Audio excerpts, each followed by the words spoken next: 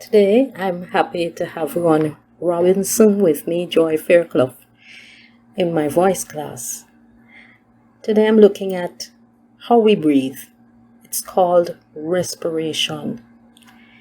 We start by breathing in air through our nose or through our mouth, which goes throughout our face.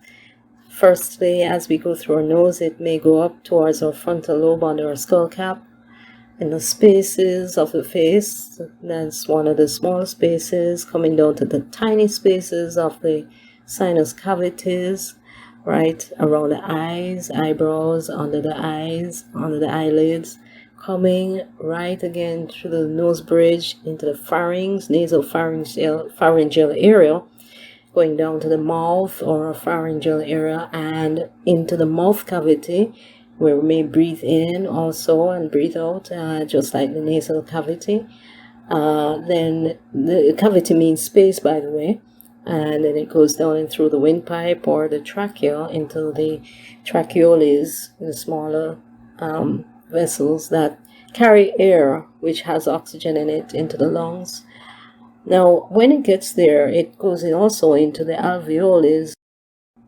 There's the alveoles that goes deep into the lungs as it goes down into the capillaries. The oxygen is carried into the lungs on either side of the body.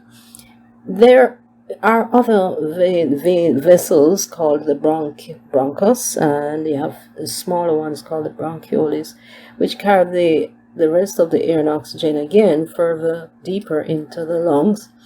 And this goes into what we call the area that's pulling through the alveolus, pulling it into these little sacs for the oxygen to be carried into the bloodstream throughout the rest of the body.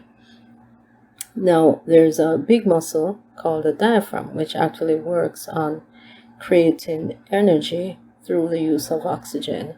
And it also helps, it's right under the rib cage, by the way, strapped around the waist, under the rib cage.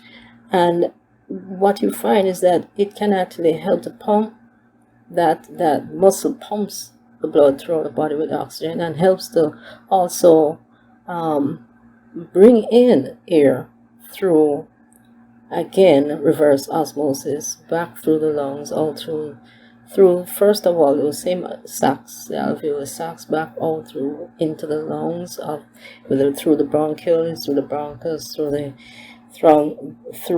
tracheoles, the trachea, back all through the mouth, through the nose.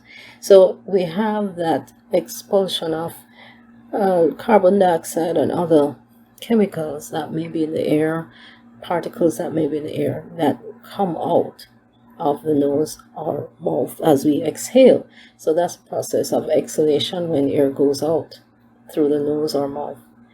Okay, now that process is supported by large muscles in the body, where we're able to use the abdominal muscles with the diaphragm muscle